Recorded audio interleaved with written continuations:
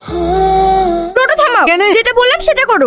তুমি যেই দিনই তোমার টোটোতে যাই তুমি সেই দিনই আমাদেরকে ভ্যালভ্যাল করে তাকিয়ে থাকো। কি সমস্যা তোমার? আমি কেন তোমার দিকে তাকাতে যাবো? তুমি তাকাওনি? না না, একদম মিথ্যা কথা বলবা না। তুমি যদি আমাদেরকে নাই তাকাও তাহলে আমি মিথ্যা কথা বলছি নাকি? বলতেও তো পারো।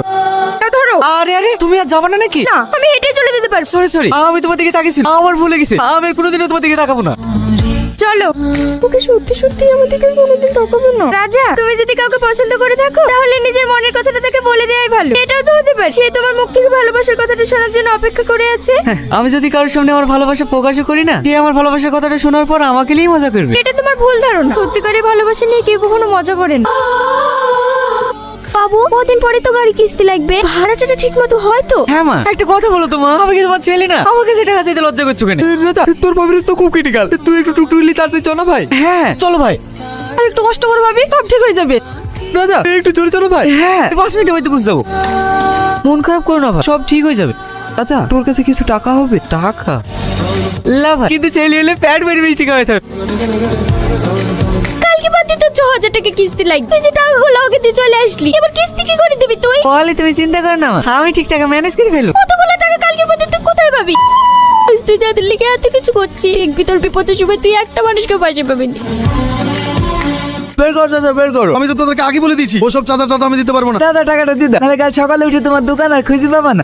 লালটু চাচা টাকা দেবে না রে, যা তুই এলি আর।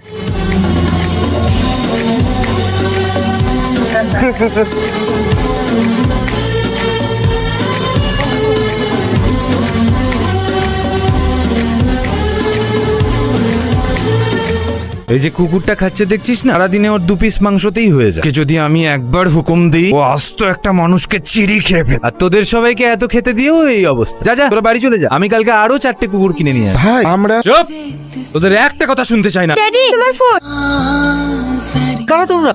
এই তোর কি হচ্ছে ভাই? টোটোটা আমি অনেক কষ্ট করে কিনেছি, তোর খেলে তোর আমাকে মারো, টোটোটা পুড়ি দাও না ভাই। সেদিন চাচার লেগে আমার সাথে কেন ঝামেলা করতে গেলি? আমার টোটো পুরানো কোনো ইচ্ছা না। টেলিভিশন তোর উপর অনেক রেগে আছে যে।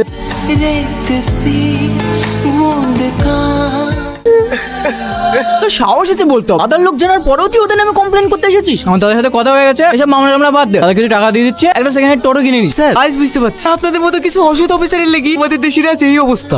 গোপাল বাবু, তোকে জিতে পারার নামে তুই শালা খেলা খাবে উঠে দাও, কালকে ওকে করে চালান দেবো, যেন জীবনে সূর্য আলো দেখতে না পায়। আমার ছোট ছেলে কি বলতে কি বলে ফেলিস, ওকে আপনি ক্ষমা করে দিন। আমার একটাই ছেলে, কিছু হয়ে গেল আমি একা থাকবো কি করে? ঠিক আছে যান যান। কি দরকার ছিল তোর ওইসব কথা বলতে যাওয়া? তোকে বারবার করে মানা করতে তাড়া আসে, আমরা কোনো ন্যায় বিচার পাবো না।